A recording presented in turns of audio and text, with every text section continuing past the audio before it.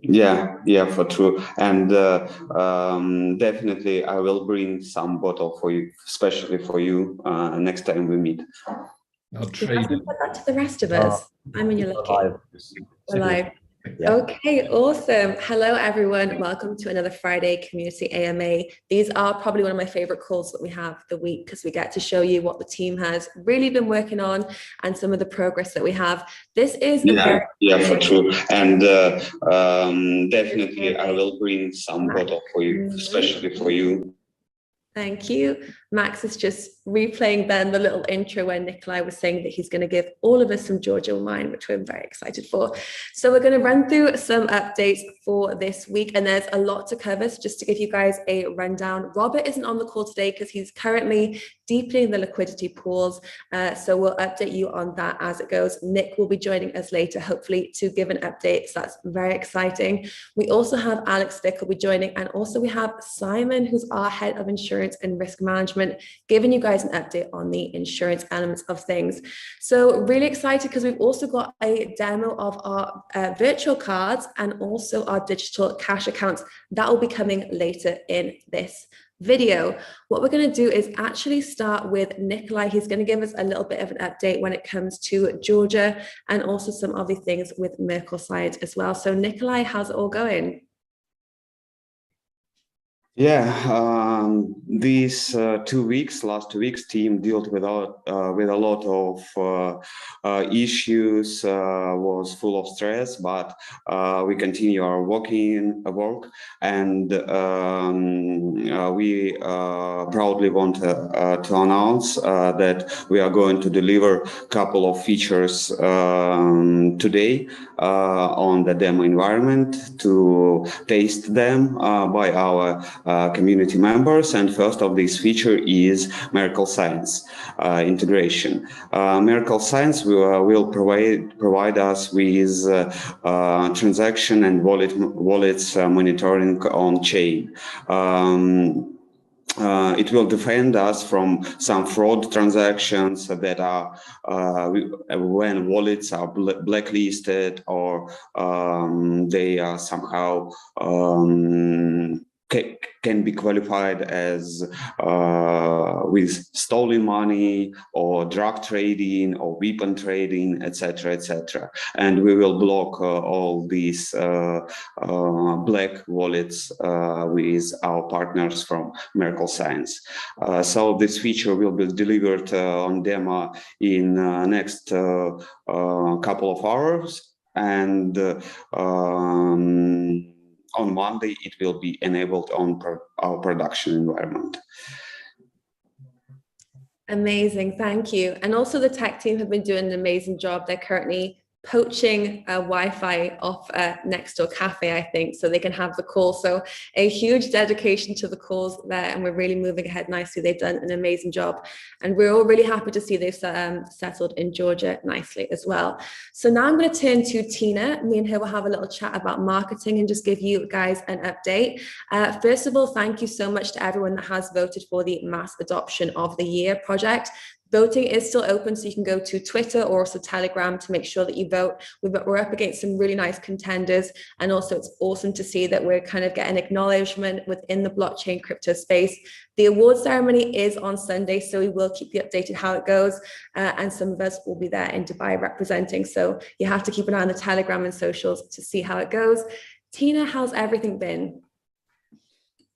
Well, hi everyone, and it's really cool for the first time to, actually also be on like a community call. Back in the day, I was sitting in front of these calls and watching them and really looking forward to what the team had to present. And it's really awesome to actually be a part of the team calls now. So that's great. So when it comes to marketing, you all can rest assured that we are very, very, very busy. I know we've been getting a lot of questions. So I'm trying to break it down a little bit and put some structure into it, because basically that's my job here as well. So I know everyone is waiting, or the questions are a lot around mass adoption. How are we going to onboard new users? How are we going to onboard normies, as to speak, to our web app and then our digital cash accounts? When it comes to marketing strategy, you can view it a bit more like building blocks. So before mass adoption, of course, comes adoption, and before adoption becomes networks and community building. So, and in mine and Jessica's opinion, we're at like the first building block of this. So what we are going to focus on primarily in the next couple of weeks actually will be to focus on community building, to focus on networking, building up relationships in the industry, you know, getting our name out there. You can already see the results of quite a few of these efforts when it comes to our presence at, you know, events and award ceremonies and stuff like that. There will be quite a few more of these to come, which you will all, of course, be updated on. When it comes to community building, this will be also one of our really important issues for the next couple of weeks. I know a lot of you have been asking questions about how are we going to reward our holders and the already existing communities. We value every one of you very, very, very much. And so we're working hard in the background to really find a system of also rewarding our loyal users and also the ones that engage in our community better. So more on this is to come as well in the future. After this first building block, I'm just giving a bit of a roadmap idea. When we focused on the community building and networking, then will come what we call a disruption phase, which means that this is where we will work with influencers, KOL, where we'll try to push momentum in a quick way. So just to onboard people, because this is the first step before you can actually go into mass adoption. It means that you really need to have a heavy and quick push.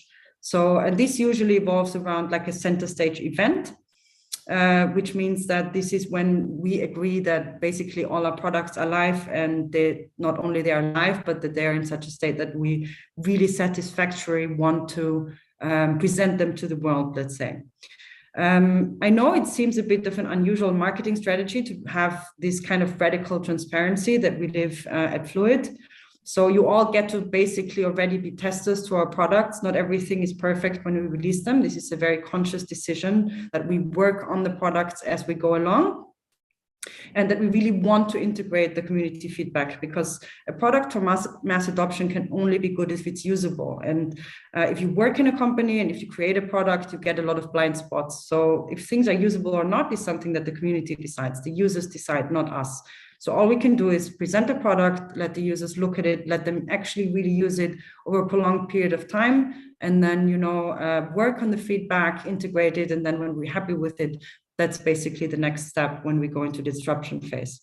And after the disruption phase, when we manage to onboard a lot of new users, this is when the strategy needs to change over to keep those users on board, to engage them and to show them why our product is much more usable and much more adoptable than all other products on the market. So that's basically a bit the overview. Perfect, thank you.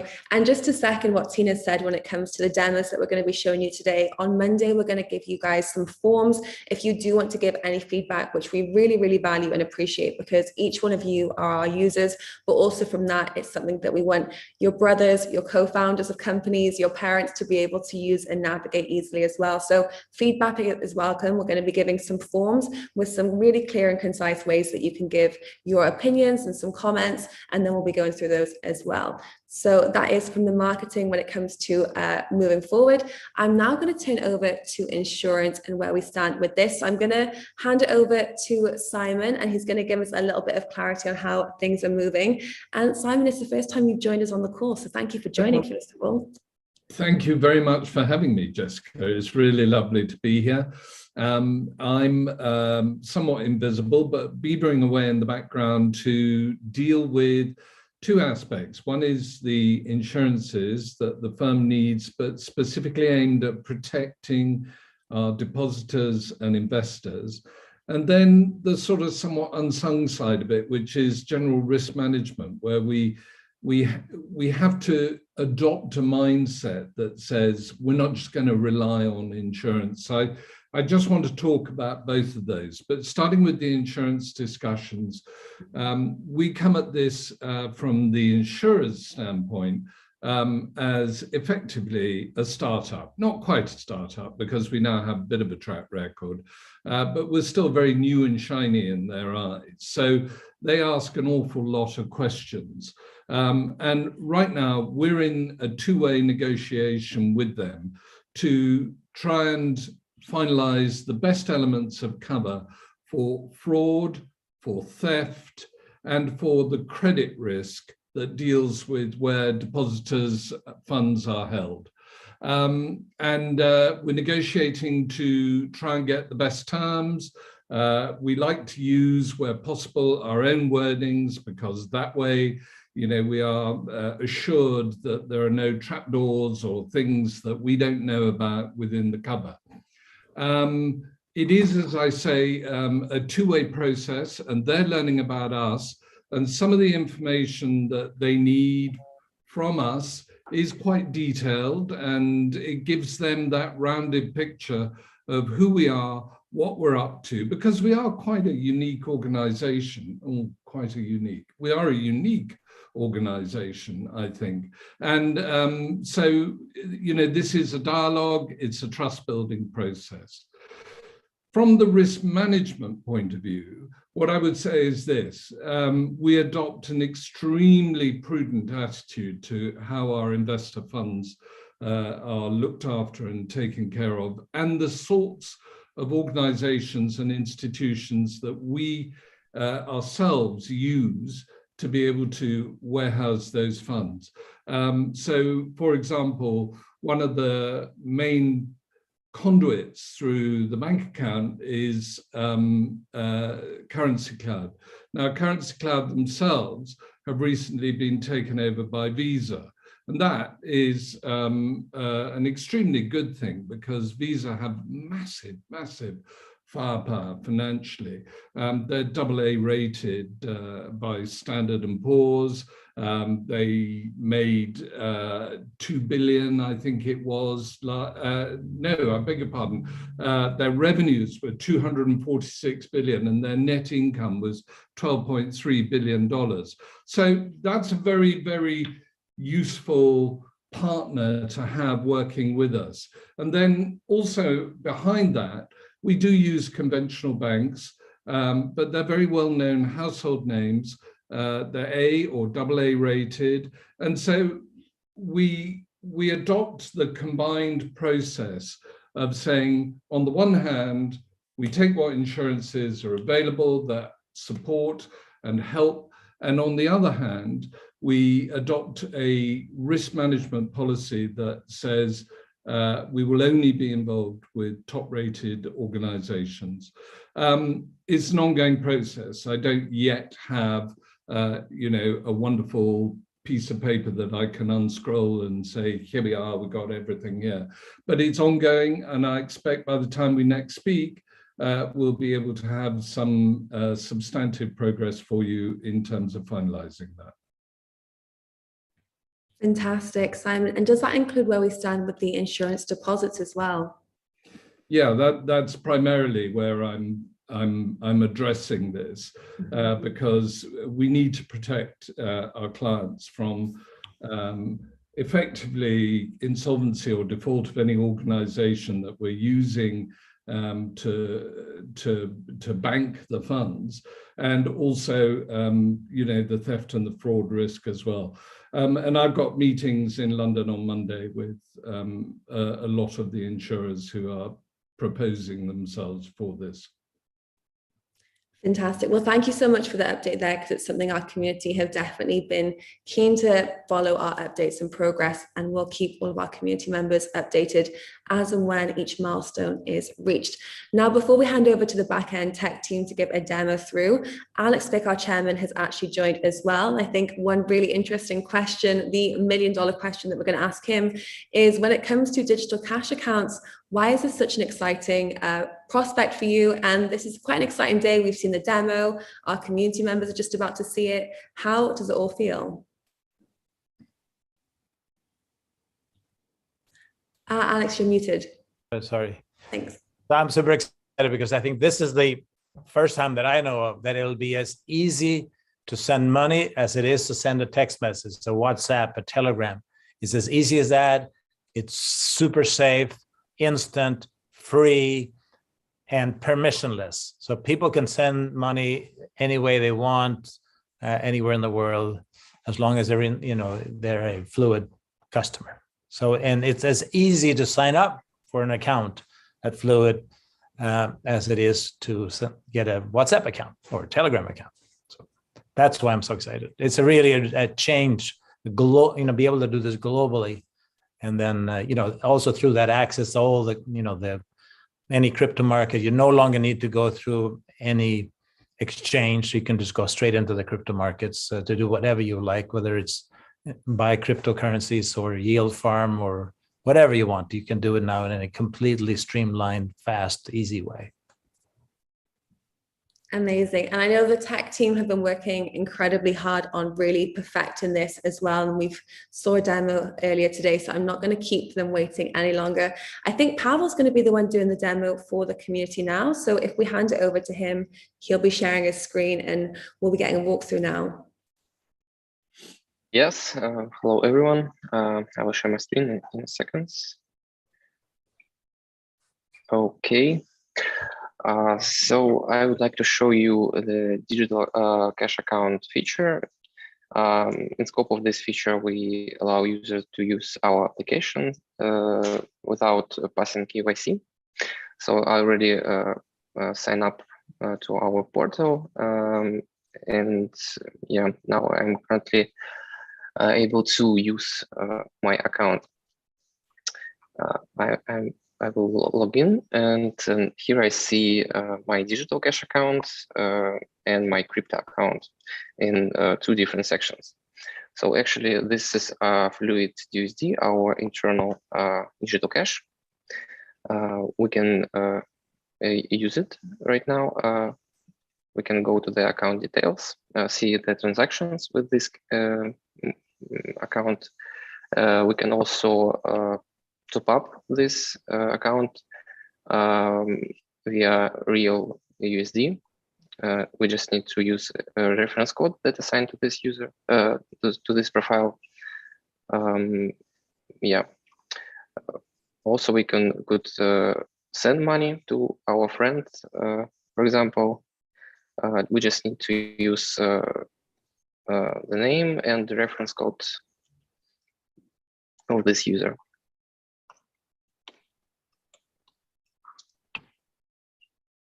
I will send some FDUSD, send this transaction with authenticator.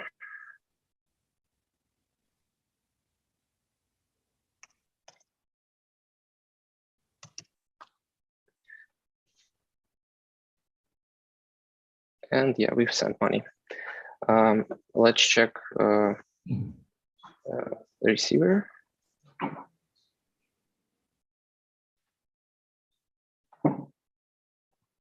I will log in as a user, which also has passed KYC. He has fiat accounts as well, and also digital cash account. And now I can see that I received some money from the user. So basically that's it. In future, we will be able to add this FDUSD to our MetaMask account, yeah, and use it in crypto world. Awesome. Thank you, Pavel. And just to reiterate to our community that is watching, this is something that we really wanted to, from an importance level, bring to you guys when it's still at an early stage, that you can help give some feedback and help improve the processes as well, all as potential users. So any feedback is welcomed. As I mentioned on the call, we will be giving out feedback forms as well for you guys to give any opinions and share some comments, and then we can move forward from there. But we were really excited to show you the tech behind it. And now the next stage is us working with you to make sure it's the best product and offering that it can possibly be. And we also have another demo now. So we're also passing over to Mike, who will be giving a demo on. Jessica, can I just interrupt? I just want to say one more thing, is that we can send, not just the DUSD, we can send any currency, right?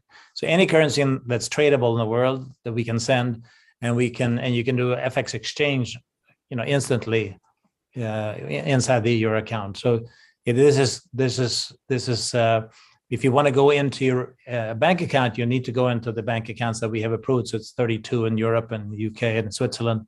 We'll be expanding into the United States and to the rest of the world. But that's going into the regular bank account. But if you just want to send the money to anyone in the world, you can send it in any currency. You can do FX instantly. Absolutely. And we're going to be giving some more details for you all when it comes to the offerings, because as Alex has said, this is something which has never been seen. So excited, my voice is breaking. It's something that hasn't really been seen before. And this is why we've all been working so hard to aggregate everything together to make sure that we're delivering a world-class product. We also have a demo from Mike now when it comes to virtual cards. So I'm now going to hand over to Mike. Yeah, thank you, Jessica. So yeah, I'm really happy to announce and to show a new feature, virtual cards feature that was requested from our community. So actually the tech team faced a lot of technical challenges when we started working on that. I mean, integration challenges, also UI UX questions. So yeah, we had a lot of them, and we finally resolved all of them. I hope so. So yeah, as Nikolai mentioned earlier, we're going to deliver that virtual cards feature today for our demo environment. And on Monday, I hope we'll deploy it to production so that everyone can use it. So right now I'm going to demonstrate how it looks like in our application. So yeah, let's just start. So, hey, Mike, my first question is, can we use the DUSD in our cards? Can I answer? Well, not. Yeah, right now, no, unfortunately, but we are working on solution, and potentially you can use any of your FDUSD for paying by your card. But as MVP, it will be only USD or Euro or GBP. Okay, great, thank you. Okay, so yeah, let's start. So here's the application. So everything stays the same in terms of fiat section. So yeah, as you can see, we have some digital cash here as well.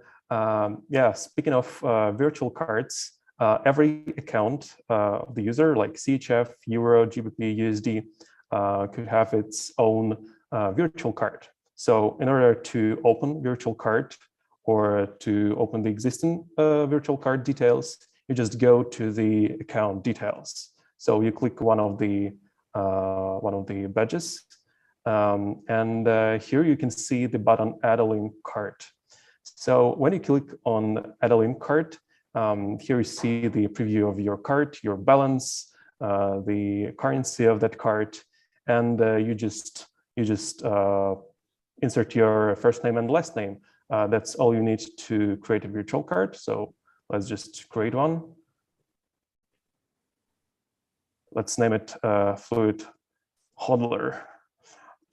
So yeah, we have some technical restrictions on these fields. So the length of first name and last name plus the space can be more than 25 characters because it just simply doesn't fit to the actual card.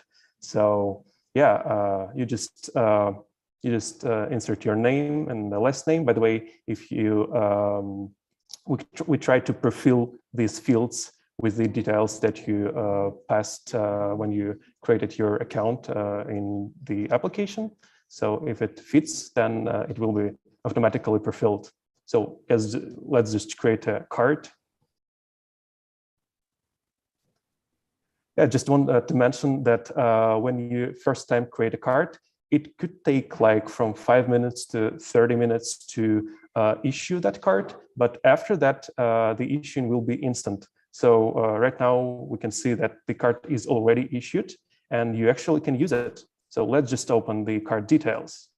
So here's the card details screen. Here you see the balance. That balance actually equals to the balance of your account connected to that card. Here you can see the name that you specified, the expiration month and year.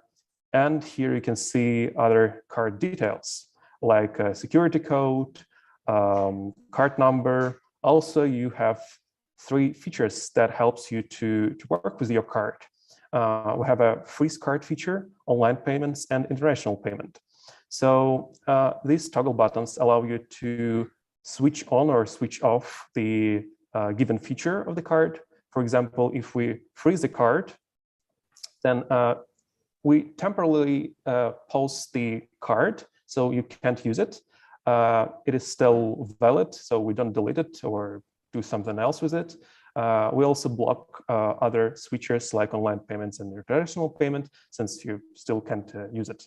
And yeah, just let's unfreeze. Also, we have other features like international payment that allows you to pay internationally. So that's quite obvious. And also another button like online payments. Also we have for sure a closed card feature that actually just removes the card from our system. So after you close the card, you will be able to issue a new one. But I hope our users won't be used that feature so much. So yeah, also here we have a button, go to link to my wallet. So actually it moves you to the account that is connected to the card. So yeah, actually I issued some more cards for my test account. Let's just check another one. So yeah, you can issue, for now, you can issue only one card to the single account. Later, we are going to expand that and allow users to issue more than one card, but let's postpone that a little bit. So yeah, also I want to mention that if you want to issue the card, and that's kind of a, I guess, a legal restriction, you have to pass the KYC. So without it, you unfortunately can't issue the card. So yeah, just keep it in mind. And also, when you issue the card, so let me just open another account. When you issue the card, we also ask you for the phone number. That's again just technical restrictions from our partners. So if you didn't specify the phone number, so you can just check whether you specified that or not on the profile page. So here is the phone number that. So if it is specified, then you will see that like a field. So if you didn't, then you will see a set phone number here, and you will be able to specify the phone number that we use for creating a virtual card.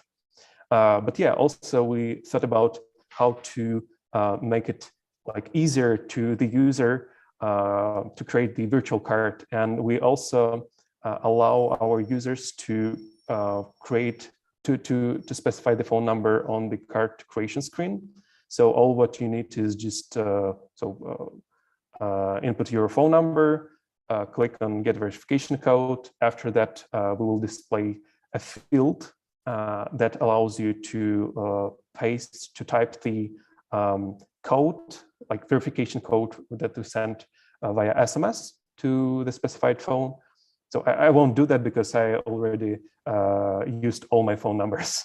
So yeah, after you typed the verification code, we will issue a virtual card for you. So yeah, that's a little bit about virtual cards. Yeah, I just want to mention that we're going to just deploy that feature to demo today, so everyone will be able to test it. And we're open for your feedback. We want to improve all the flows. If you have some ideas, just please drop a message in our Telegram channel or anywhere where you can add some information. So yeah, that's it. Amazing. Thank you so much, Mike. And I think this has been such an exciting community call, because between the digital cash accounts and then the virtual cards, it's all really becoming very tangible now. And I know working at CoinMarketCap, I knew how big the crypto industry is, but also how much potential it has to grow. And I think these kind of products that we're offering really are going to bridge so many industry gaps. So it's very exciting indeed. And now we do have an update when it comes to the OTC deal. So it has gone through, which is some great news. The company has bought $1 million worth of Ethereum at a price of $2,537 per ETH. So the team are now in the process of bridging this to Arbitrum, and we will keep you updated on the process. The team are also filming it. As you know, radical transparency is a huge company mantra. So I'm sure you'll see some videos next week of some of the updates from Robert and Nick, which is why they're absent today, working hard on bridging that gap. And then we'll mint more DUSD and add to the liquidity later today. So from our side, I think that's everything. Thank you all so much for joining, and we're really excited to hear your feedback when it comes to some of the items that we have demonstrated today. Max, was there anything else? Only one question from me, and that's, has there been a update to the CoinMarketCap feeds and the CoinGecko feeds? Fantastic. And from my understanding from Nick, that has been fixed today. Perfect. Awesome. Okay, everyone, thank you so much for tuning in. Thank you to the team as well for sharing some insights, and any questions as well. Feel free to reach out on the Telegram chat, but see you all again very soon. Thanks. Bye, guys. Thank you. Bye. Thanks, everyone. Okay, bye-bye. Thank you.